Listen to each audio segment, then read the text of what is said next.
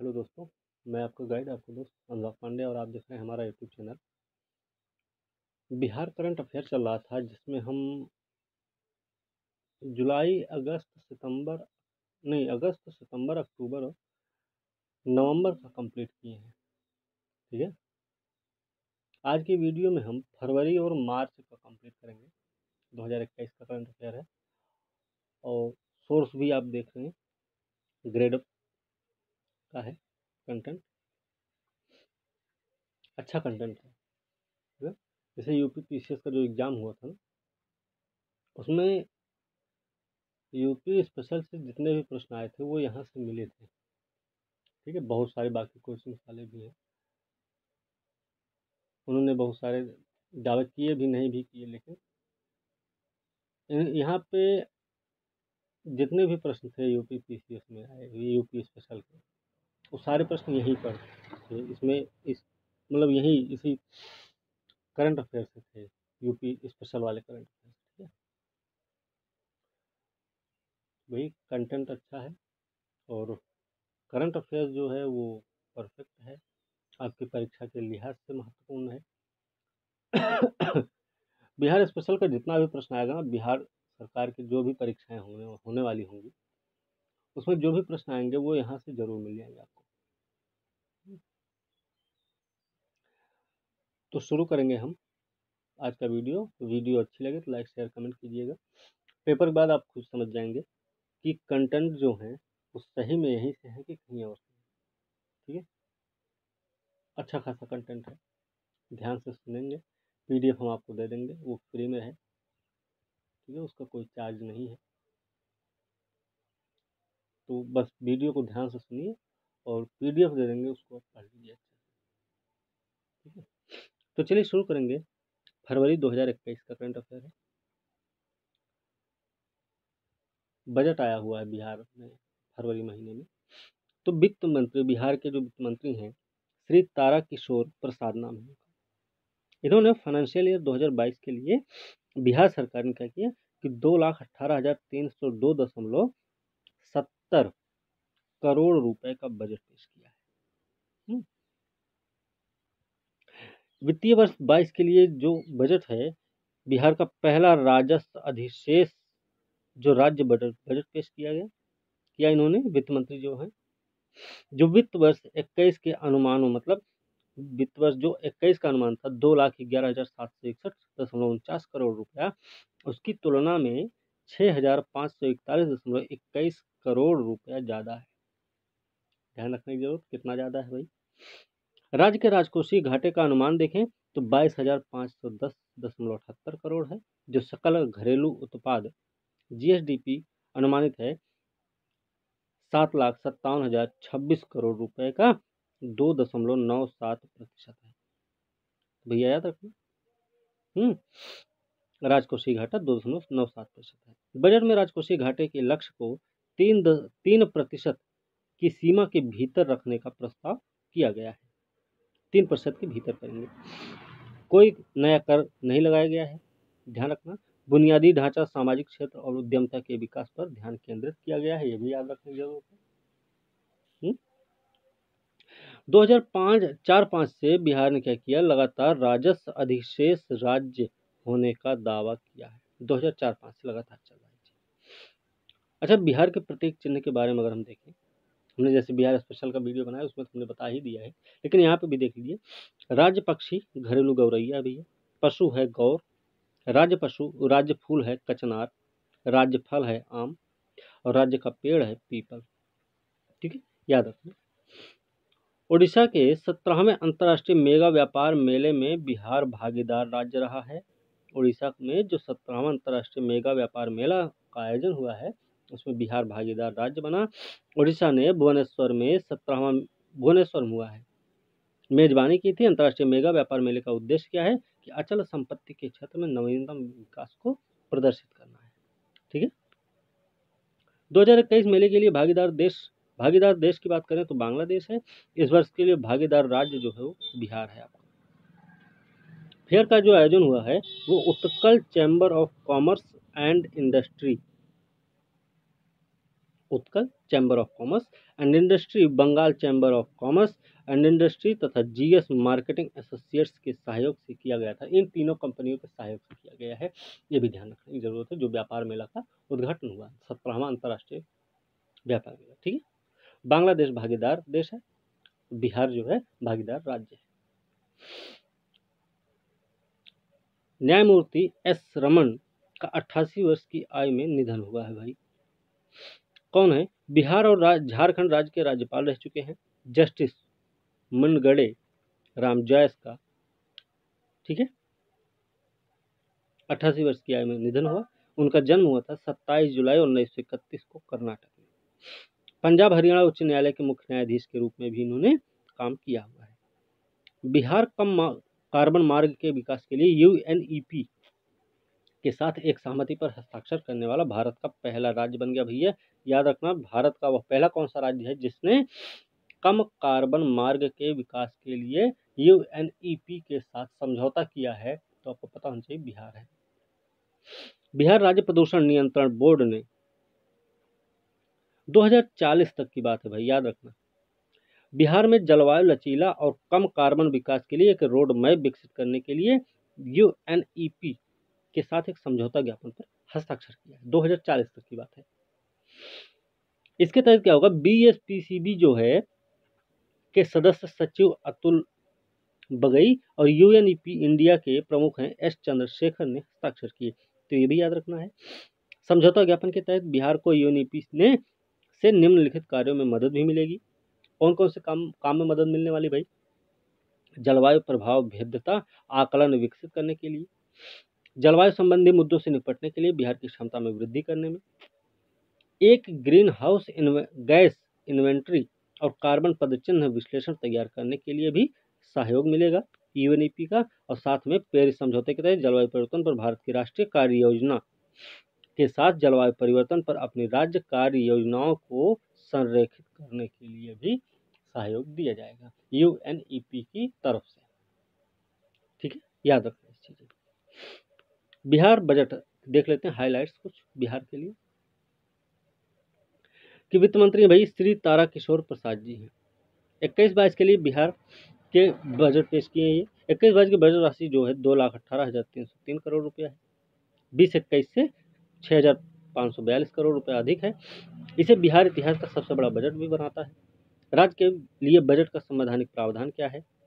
ध्यान रखना कि अनुच्छेद 202 के अनुसार किसी राज्य के राज्यपाल को राज्य के विधानमंडल के सदनों के समक्ष किसी वित्तीय वर्ष के लिए राज्य की अनुमानित प्राप्तियों और व्यय का विवरण देना होगा। 202 के अनुसार है, ठीक है। विधानमंडल के सदन और सदनों का क्या मतलब है? सदन का मतलब हुआ कि भैया विधान सभा होगी, और सदनों का मतलब है विधानसभा विधान परिषद हो सकती है, ठीक है, याद रखो। संविधान में वार्षिक वित्तीय विवरण के रूप में अभिहित किसी वित्तीय वर्ष के लिए प्राप्तियों और व्यय का जो अनुमानित विवरण होता है वही होता है आमतौर पे बजट बोला जाता है। बजट में प्रयुक्त शब्द होते हैं राजस्व में जो शामिल है राजस्व प्राप्ति राजस्व व्यय है। राजस्व प्राप्ति में क्या क्या शामिल होगा? प्राप्तियां जो सरकार द्वारा पुनर्प्राप्त नहीं की जा सकती उसे प्राप्ति बोलते हैं। इसमें सरकार द्वारा करों और गैर कर स्रोतों जैसे निवेशों और ब्याज पर लाभांश के माध्यम से संकलित आय शामिल है। तो राजस्व आय क्या है? ये भौतिक वित्तीय परिसंपत्तियों के निर्माण के अलावा अन्य उद्देश्यों के लिए राज्य सरकार द्वारा किए गए खर्च होते हैं। इसमें सरकारी विभागों के सामान्य कामकाज के लिए किए गए व्यय शामिल हैं और राज्य सरकार को दिए गए अनुदान जिसमें भारतीय रिजर्व बैंक और वाणिज्यिक बैंक अन्य वित्तीय संस्थानों से उधार शामिल होता है। इसमें विदेशी सरकारों और विश्व संगठन से प्राप्त ऋण और केंद्र सरकार द्वारा दिए गए ऋणों का पुनर्भुगतान भी शामिल होता है। तो राजस्व व्यय में क्या क्या शामिल होता है याद रखने की जरूरत है। पूंजी किसमें शामिल है? पूंजीगत प्राप्ति, पूंजीगत व्यय। तो प्राप्ति क्या है? प्राप्ति वो होती है कि जो देयता उत्पन्न करे या सरकार की वित्तीय परिसंपत्ति को घटाती है, वही होती है पूंजीगत प्राप्ति। तो पूंजीगत व्यय क्या होता है?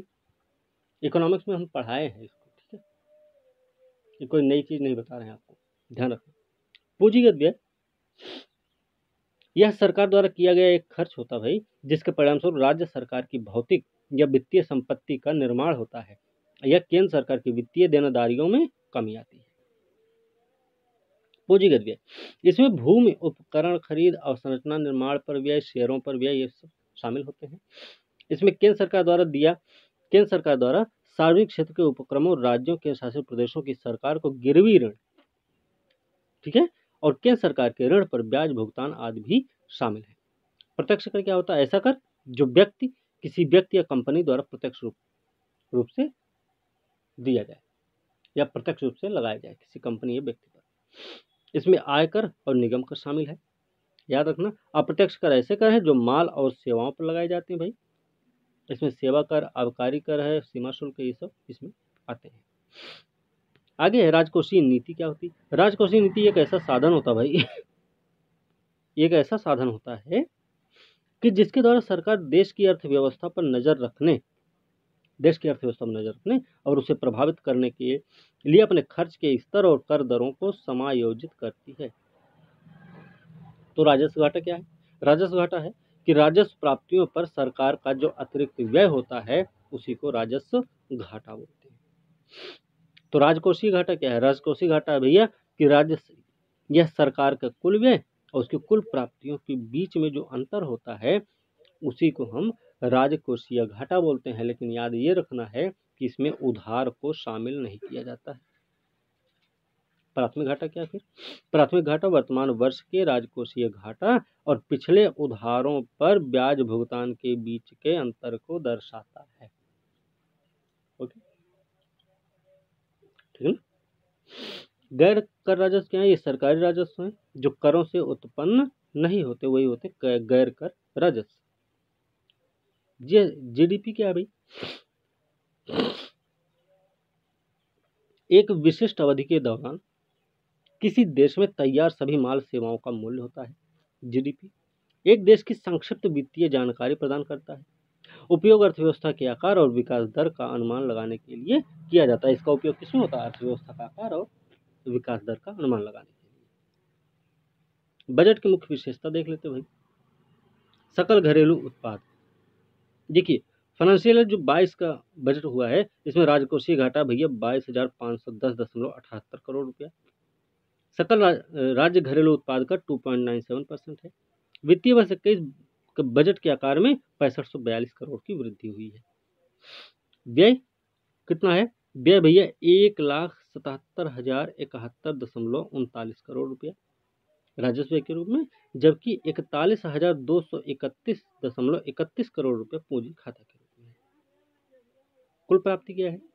कुल प्राप्ति है 2,18,502.70 करोड़ रुपये, जिसमें राजस्व प्राप्तियों के माध्यम से 1,86,267 करोड़। याद रखना 91,180 करोड़ रुपया केंद्रीय करों में राज्य की हिस्सेदारी के रूप में, पूंजीगत प्राप्तियों के माध्यम से 32,235.41 करोड़ रुपया और सरकार के अपने कर राजस्व के लिए 35,050 करोड़ रुपया। ठीक है, प्राप्ति है ये। तो राजस्व बचत क्या है भाई? राजस्व बचत है 9,195.90 करोड़ रुपया। 21-22 में कुछ नई योजनाएं लाई गई हैं, उसमें देख लेते क्या क्या है। 7 निश्चय योजना एक आई है। इसके तहत राज्य सरकार सामाजिक कल्याण, सार्वजनिक स्वास्थ्य, महिला सुरक्षा, रोजगार सृजन आदि पर जोर देगी।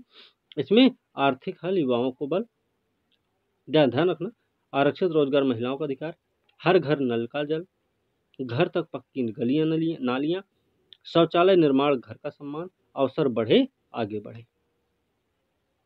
ठीक है।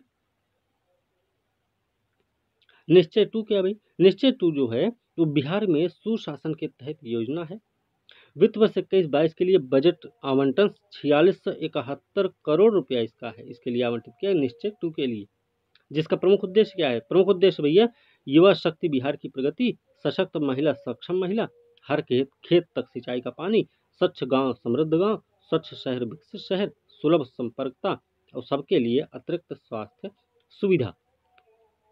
क्षेत्रवाद की अगर हम क्षेत्रवाद की बात करें भाई, कृषि क्षेत्र है, सेवा क्षेत्र है, उद्योग क्षेत्र होगा, सामाजिक क्षेत्र, आर्थिक राजनीति, स्वास्थ्य क्षेत्र होगा, शिक्षा क्षेत्र होगा, है ना। तो क्षेत्रवार बात करेंगे तो देखिए कृषि संबद्ध जो गतिविधियां हैं उसके लिए क्या है? इसकी गतिविधियों के लिए कृषि विकास के लिए भैया 3335 करोड़ 333 5.47 करोड़ आवंटित हुआ है। राज्य में हर खेत तक सिंचाई पानी को लागू करने के लिए 50 करोड़ रुपए का व्यय होगा। विद्युत विभाग के लिए 300 करोड़ रुपया आवंटित है। जल संसाधन विभाग के लिए 4074.38 करोड़ रुपया आवंटित है। इसके साथ ही पशु मत्स्य संसाधन के लिए 1561.72 करोड़ रुपया।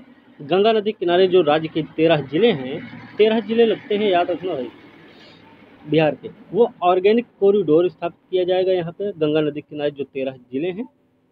सहकारिता विभाग के लिए 1534.09 करोड़ रुपया आवंटित किया गया। चिकित्सा स्वास्थ्य के लिए देखें तो भाई सार्वजनिक स्वास्थ्य सेवाओं के लिए 400 करोड़ रुपया, और बाल हृदय योजना और अन्य स्वास्थ्य योजनाओं के लिए 300 करोड़ रुपया आवंटन किया गया है। शिक्षा क्षेत्र में देखें तो बिहार में मेडिकल इंजीनियरिंग विश्वविद्यालयों के साथ कौशल विकास उद्यमता विभाग की स्थापना के लिए 110 करोड़ रुपया। सभी ITI में उत्कृष्टता केंद्र स्थापित होंगे, यह ध्यान रखना। राजगीर में भैया एक खेल विश्वविद्यालय बनेगा, उसके साथ साथ इंटरनेशनल क्रिकेट स्टेडियम और स्पोर्ट्स अकादमी की भी स्थापना होगी। कहाँ पे होगी, याद रखना, राजगीर में। ठीक है। राज्य में उद्यमशीलता को बढ़ावा देने के लिए 200 करोड़ रुपया, महिला उच्च शिक्षा के लिए 600 करोड़ रुपया और महिला उद्यमता के लिए 200 करोड़ रुपया आवंटित किया गया है। पर्यावरण क्षेत्र में देखें तो बिहार का दूसरा चिड़ियाघर बन रहा 2021 तक, अररिया। ठीक है। इस क्षेत्र है तो कुल बजट है 737.75 करोड़ रुपया आवंटित है। विनिर्माण के लिए देखें तो कुल बजट आवंटन इसके लिए 1285.17 करोड़ रुपया है, जो कि पिछले वर्ष के अपेक्षा 40.33 करोड़ अधिक है। फिर ग्रामीण शहरी विकास के लिए देख लें तो भाई ध्यान रखना कि ग्रामीण शहरी विकास कुल बजट आवंटन है इसका 16,835 करोड़ रुपए। राज्य भर के शहरों में ठोस कचरे के निपटान के लिए 400 करोड़ रुपए आवंटित किए गए, जिसके तहत स्टॉर्म वाटर ड्रेनेज सिस्टम भी विकसित किया जाएगा 400 करोड़ रुपए में से। ग्रामीण कार्य विभाग के लिए 250 करोड़ रुपया। राज्य भर में बाईपास फ्लाईओवर के निर्माण के लिए 200 करोड़ रुपया। सभी के लिए आवास, श्यामा प्रसाद मुखर्जी रूर्बन मिशन जैसी अन्य विभिन्न योजनाओं के लिए 7767 करोड़ रुपया आवंटित किया गया है। अब इसमें देखिए नदी फ्रंट परियोजनाओं को पटना, बेगूसराय, छपरा, भागलपुर, आरा, बक्सर, हाजीपुर में लागू किया जाएगा। नदी फ्रंट परियोजना कहाँ कहाँ लागू होगी भाई, पटना में होगी, बेगूसराय, छपरा, भागलपुर, आरा, बक्सर और हाजीपुर में लागू होगी। ठीक है। पटना मेट्रो रेल जिसकी कुल लंबाई होगी 32.497 किलोमीटर, जिस 2024 तक पूरा करना, याद रखना भाई, किया जाएगा। इसकी कुल लागत होगी 11,165.96 करोड़ रुपए। ठीक है। स्वास्थ्य परिवार कल्याण में देखें तो इसके लिए 400 करोड़ रुपया आवंटित है। सामाजिक सुरक्षा के लिए देखें भाई, राज्य में वरिष्ठ बुजुर्ग लोगों के कल्याण के लिए समाज कल्याण विभाग को 90 करोड़ रुपया। समाज कल्याण विभाग के लिए कुल बजट है 8159 करोड़ रुपया। पिछड़ा वर्ग अति पिछड़ा वर्ग कल्याण विभाग के लिए 1749.44 करोड़ रुपया। SC/ST कल्याण विभाग के लिए 1803.28 करोड़ रुपया और अल्पसंख्यक कल्याण विभाग के लिए 562.63 करोड़ रुपया आवंटित है। श्रम पे देखें तो निश्चय 2 योजना के तहत है भैया 550 करोड़ रुपया। संस्कृति के लिए देखें तो बोधगया में महाबोधि सांस्कृतिक केंद्र की स्थापना होगी, इसकी कुल लागत होगी 145 करोड़। बुद्ध सम्यक दर्शन संग्रहालय बनेगा पटना में और APJ Abdul Kalam science city Patna में स्थापित होगी। तो पटना में 2 चीजें, बुद्ध सम्यक दर्शन संग्रहालय, APJ Abdul Kalam science city.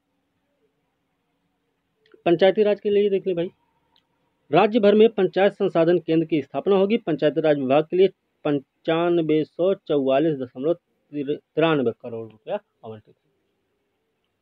Lohia स्वच्छता योजना 2 के तहत ग्रामीण क्षेत्रों में स्वच्छता के लिए 50 करोड़ रुपया आवंटित है।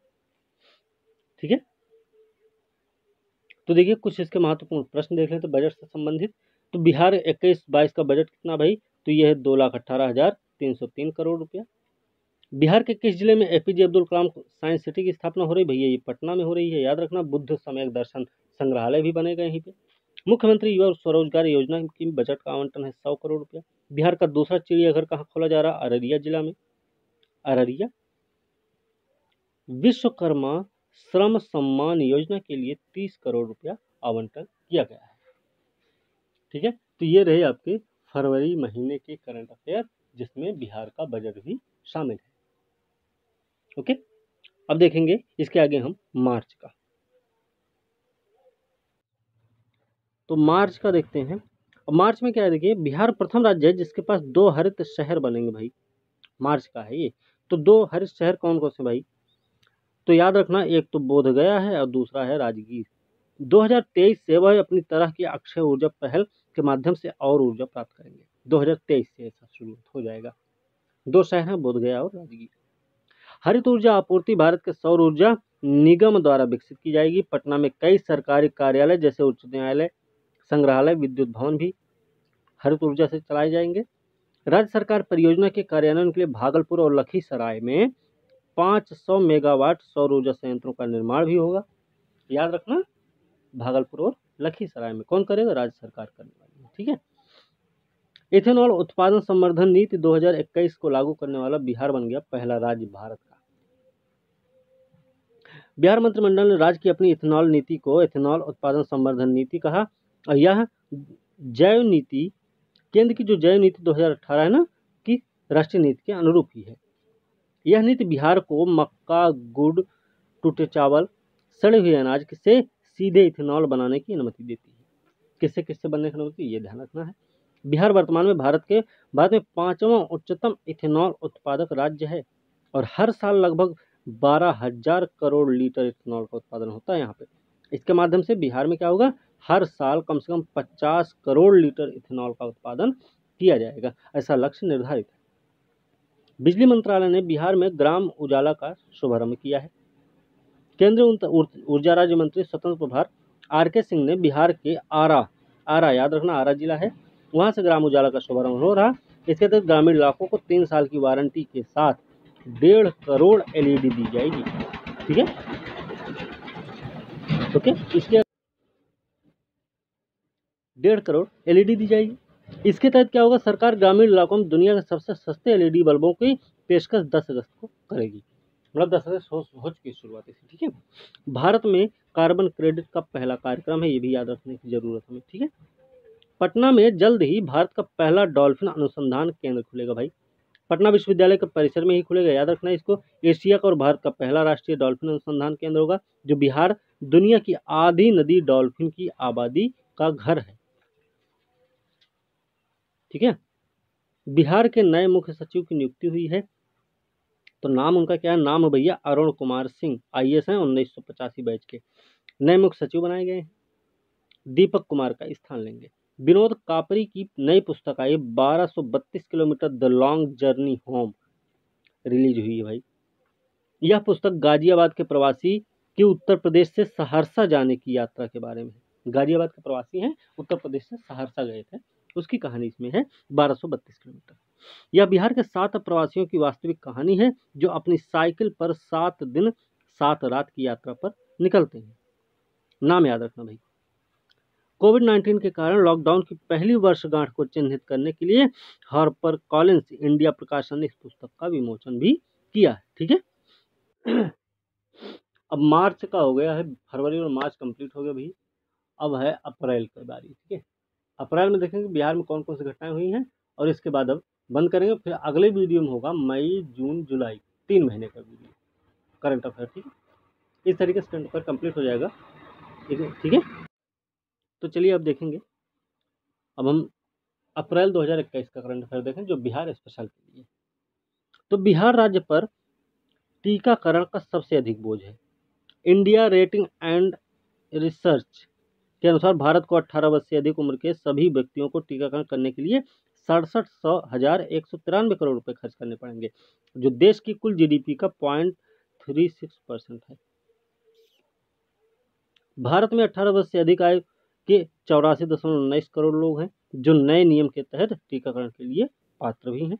इसमें केंद्र सरकार को टीकाकरण के लिए 20,870 करोड़ रुपया खर्च करना पड़ेगा, जो कि सकल घरेलू उत्पाद का 0.12% है, जबकि राज्य सरकारें 46,323 करोड़ खर्च करेंगी और ये सकल घरेलू उत्पाद का 0.24% है। राज्य में टीकाकरण का सबसे अधिक बोझ बिहार सरकार पर पड़ेगा। कुल सकल राज्य घरेलू उत्पाद का 0.6% होगा, इसके बाद उत्तर प्रदेश का नंबर आता है, फिर आता है झारखंड का नंबर। ठीक है, उत्तर प्रदेश का कितना है, बिहार का, झारखंड का कितना है और बिहार का याद रखना है। इंडिया रेटिंग एंड रिसर्च क्या है भाई? एक निजी फर्म है ये, भारत के क्रेडिट बाजारों और संभावित क्रेडिट विचारों पर रिपोर्ट प्रदान करती है। वर्तमान में India rating and research corporate मामलों, वित्तीय संस्थानों, बैंक, बीमा कंपनियों सहित वित्त और पट्टे पर देने वाली कंपनियों, प्रबंधित फंड, शहरी स्थानीय निकाय, संरचित वित्त और परियोजना वित्त कंपनियों के कवरेज को बनाए रखने का काम करता है। मेवालाल चौधरी का निधन हुआ। ये बिहार में पूर्व शिक्षा मंत्री रह चुके हैं भाई, मेवालाल चौधरी नाम है इनका। बिहार के पूर्व शिक्षा मंत्री और विधायक हैं मेवालाल चौधरी का कोविड-19 के कारण की मृत्यु हुई है। जन्म इनका 4 जनवरी 1953 को हुआ था, मुंगेर जिला में हुआ था। 68 वर्ष के थे, इलाज पटना में हुआ, वहीं पे चल रहा था तभी मृत्यु हुई है इनकी। ये जनता जदयू के नेता हैं, जनता दल यूनाइटेड के नेता हैं, जुड़े थे उसी से। और तारापुर निर्वाचन क्षेत्र नाम याद रखना, तारापुर से विधायक चुने गए और कॉलेज शिक्षकों की भर्ती की विभिन्न भ्रष्टाचार के मामलों में उनका नाम जो है आने पर उन्हें राज्य के शिक्षा मंत्री के पद से हटा दिया गया था। राष्ट्रीय जलवायु भेद्यता आकलन विज्ञान प्रौद्योगिकी विभाग ने एक संयुक्त फ्रेमवर्क का उपयोग करते हुए भारत में अनुकूल नियोजन के लिए राष्ट्रीय जलवायु भेद्यता आकलन रिपोर्ट जारी किया। इसके अनुसार बिहार भारत के अन्य पूर्वी राज्य जो जलवायु परिवर्तन के लिए अत्यधिक भेद्यता की श्रेणी में आ चुके हैं। बिहार के अलावा अन्य 7 राज्य हैं। 7 राज्य कौन से हैं? मिजोरम है भैया, उड़ीसा है, आसाम है, झारखंड है, छत्तीसगढ़ है, पश्चिम बंगाल और अरुणाचल प्रदेश भी शामिल है। बिहार के अलावा 7 राज्य हैं, याद रखना। बिहार, झारखंड और असम के 60% से अधिक जिले अति संवेदनशील जिलों की श्रेणी में है। ठीक है, रिपोर्ट को किसने प्रकाशित किया भाई? रिपोर्ट को विज्ञान प्रौद्योगिकी विभाग, Indian Institute of Science Bengaluru और Swiss agency for development and cooperation, Indian Institute of Technology Mandi और Indian Institute of Technology Guwahati के द्वारा संयुक्त रूप से तैयार किया गया है। किसके द्वारा तैयार किए गए ये भी याद रखने की जरूरत है। रिपोर्ट को डीएसटी के सचिव प्रोफेसर आशुतोष शर्मा ने जारी किया है। हरित ऊर्जा कुशल 2 शहरों के साथ बिहार बना भारत का पहला राज्य, ये हमने पहले ही बता दिया है। ठीक है, तो इसमें ज्यादा देखने की जरूरत नहीं है क्योंकि ये हम पहले से बता चुके हैं। इसके तहत याद रखना कि राजगीर बोधगया के 2 शहरों, ठीक है, हरित ऊर्जा कुशल होने के बाद गवर्नर हाउस, उच्च न्यायालय आदि जैसे सरकारी कार्यालय भी green energy corporation of India द्वारा आपूर्ति की जाने वाली हरित ऊर्जा पर ही चलेंगे। Solar energy corporation of India क्या है? केंद्रीय सार्वजनिक क्षेत्र का उपक्रम है। ये नवीन नवीकरणीय ऊर्जा मंत्रालय के नियंत्रण में है। नवीन नवीकरणीय ऊर्जा मंत्रालय sexy solar energy corporation of India की स्थापना हुई है 2011 में, याद रखना। मूल रूप से सौर ऊर्जा क्षेत्र के लिए समर्पित सीपीएसयू के आदेश को पूरे नवीकरणीय ऊर्जा क्षेत्र को कवर करके आगे बढ़ाना है, इसका मुख्य उद्देश्य है भाई, समझ रहे ना? तो ये हो गया आपका अप्रैल का करंट।